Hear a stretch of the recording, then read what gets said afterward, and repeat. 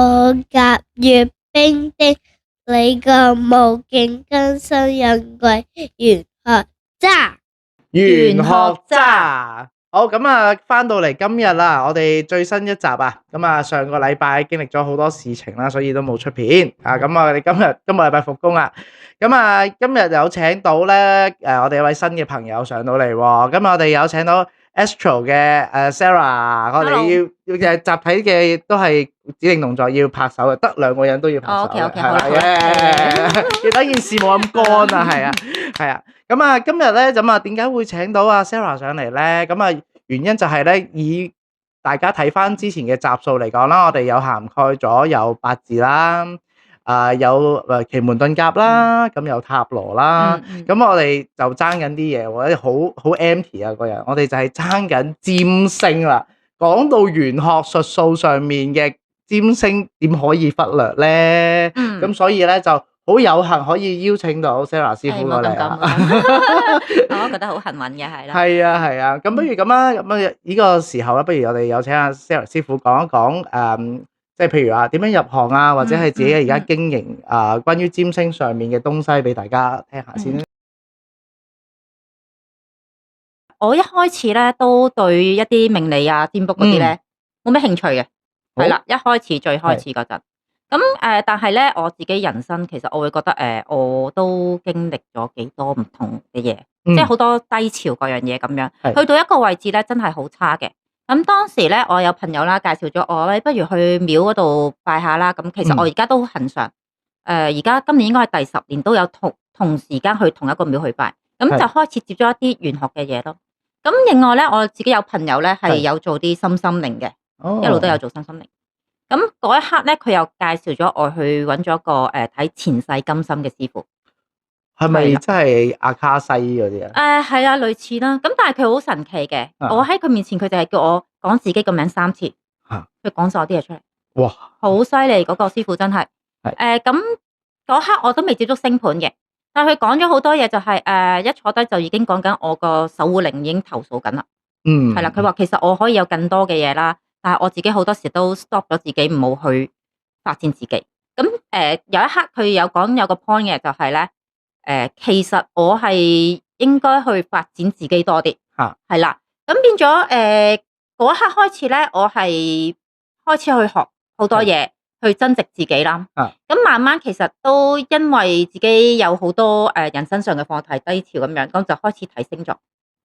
咁就開始睇到認識到星座其實係有12個宮位啦，金木水火土啦，各樣嘢啦。咁然後咧我自己開始買書睇嘅，初就同埋上網睇好多啦，咁樣一路自己學嘅，咁就慢慢 pick up 咗占星呢樣嘢。係啦，就咁樣。咁去到我自己學咗3年之後啦，自己學，因為其實我又唔想一嘢 jump into 去上堂啦，因為我覺得我可能都係3分鐘熱度。我覺得咧，始終占星呢啲都係比較難消化嘅嘢。咁我自己要了解咗先啦。我覺得自己真係有一個熱誠嘅時間咧，咁我 ready 咗，我就去咗上堂嘅。係啦，咁我讀咗1年半之後，咁開始慢慢就我就開咗個 IG 出嚟，就先幫身邊朋友睇嘅。咁慢慢就咁都係一啲練習啦，然後就真正有 open 俾 public 咁樣幫人睇。好多時候啦，即係譬如由細到大，我哋接觸星座呢樣嘢咧，就係星座運程嘅，即係12個星座。最首先你一定會知自己係邊個星座啦，跟住之後就可能尤其是可能係大概由10零年開始啦，就突然之間有一排好 hit 呢個星座運程噶嘛，咁跟住之後咧，就可能下一步咧就係知道啦，有樣叫上升星唔係月亮星座先嘅，係啦。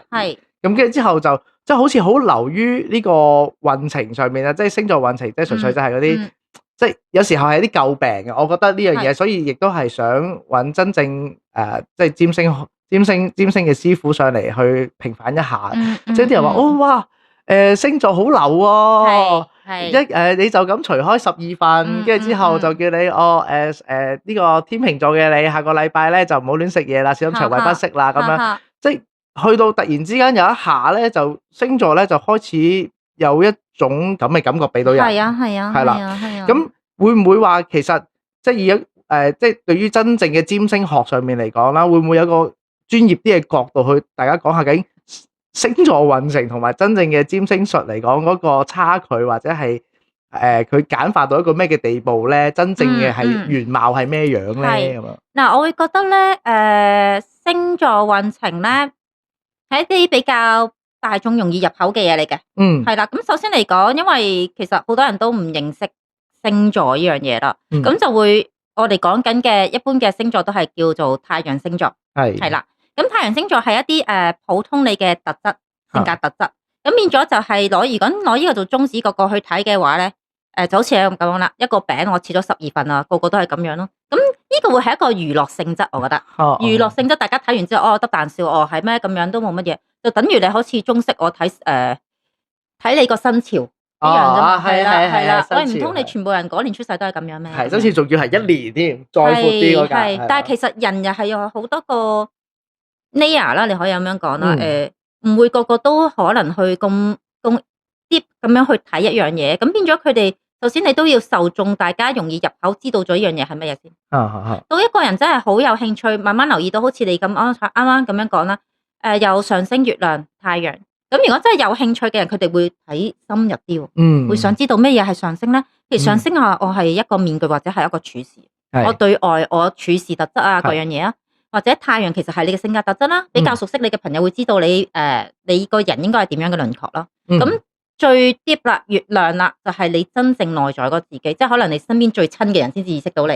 咁而家有好多人都會知道咩係上升、太陽同月亮，會去咁樣睇嘅。係，我覺得認識係多咗嘅。咁但係咧，如果你話啦，12星座嚟講咧，一般嘅運程咧，我會覺得係一啲星象分析咯。你可以咁樣講，係啦。你有個係咪好能夠 refer 到你咧？唔係嘅。因為其實我哋每個人都有自己嘅星盤噶嘛。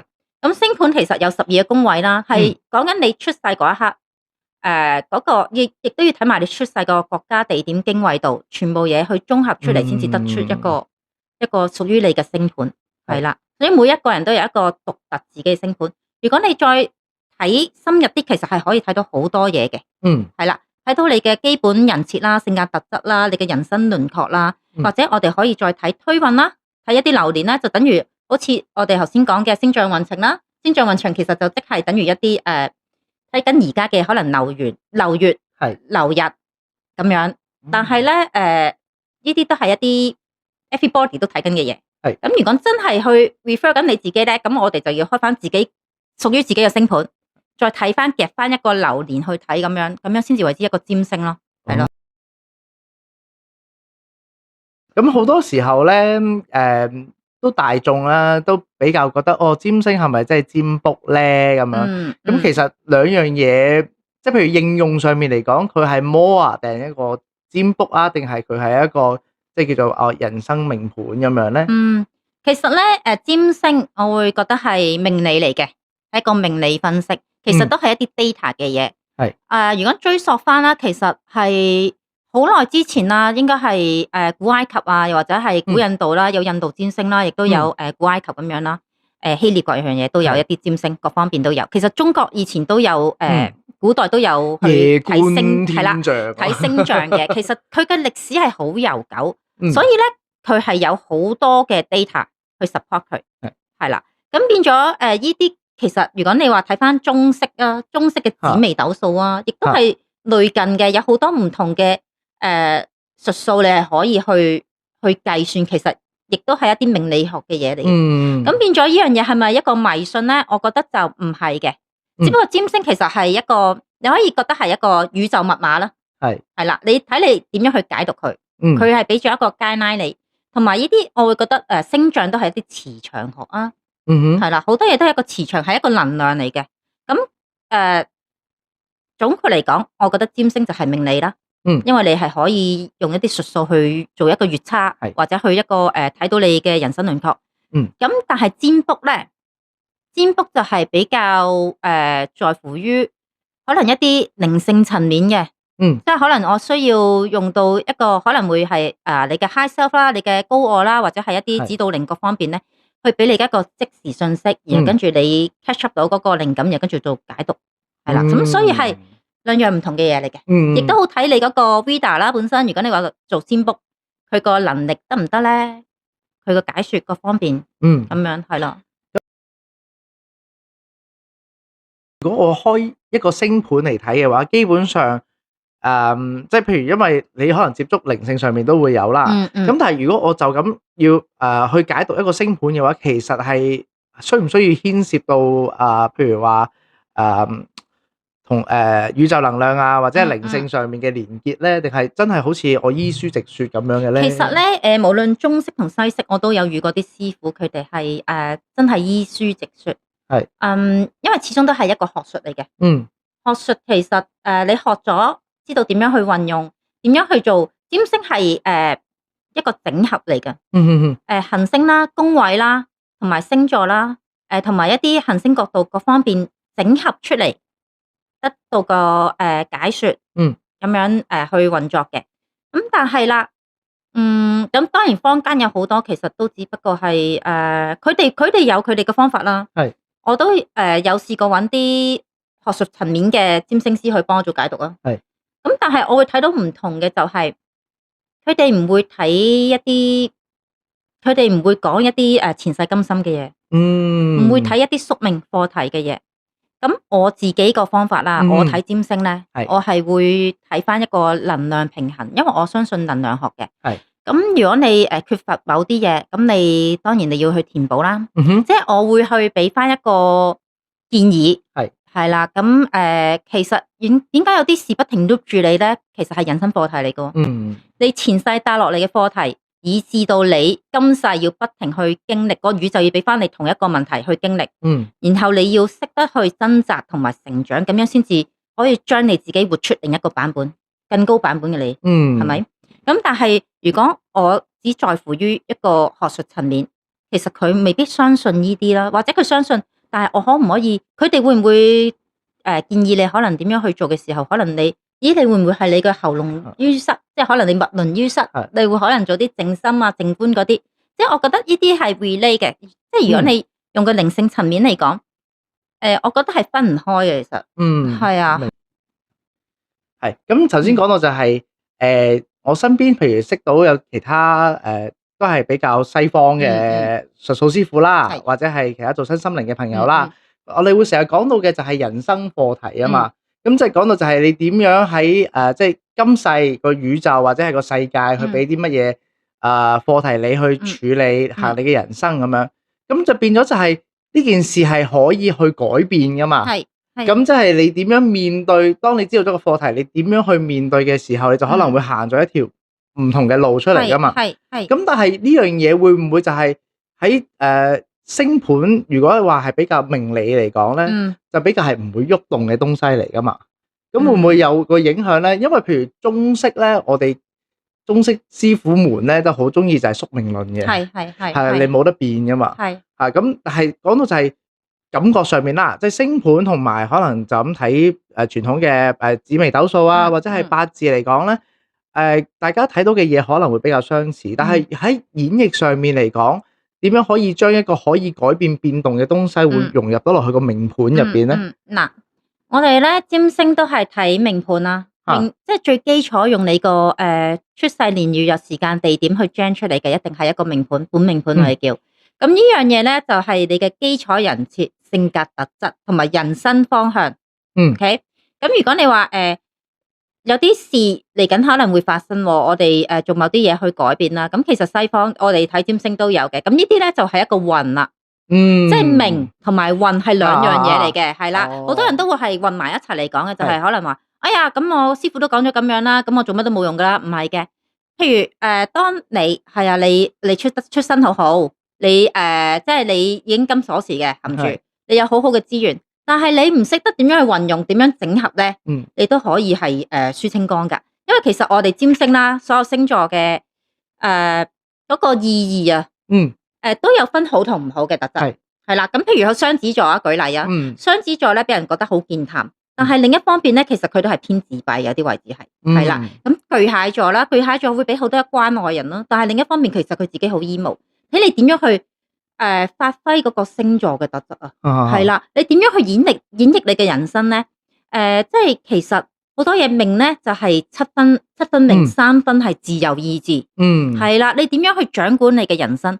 咁好啦，如果我話你嚟緊你有機會可能有意外啊，可能係當車禍咁樣咯。你俾貨車撞同俾單車撞都係兩樣嘢嚟㗎，係咪先？係啦，即係有啲嘢係你係可以去改變，你可以控制。係啦，睇下你自己點樣去掌握咯，咁樣。但係大方向層面咧，可能都係嗰啲方向，但係只不過係你有冇掌握到你個運，你有冇食到你嘅運咁樣咯，係咯，係咯。我即係副手牌好嘅，就不妨就可以去多啲。如果唔好嘅話，就守一守嘅，就算輸都唔會輸太金咁樣。你可以改變嗰個能量，係啦，個能量，即係好似火星係一啲俾人哋覺得係一啲暴躁啦、爭拗啦、意外咯。但係佢另一方面都係一啲動能啊、熱力啊，或即係一啲熱情啊，同埋一啲好雀躍一啲即係可以係一個觸機啦，發生一啲事啦。你點樣去運用？即係點樣去將個行星同埋將你自己個星盤活出咗你自己咯？可以咁樣講咯，係咯，係咯。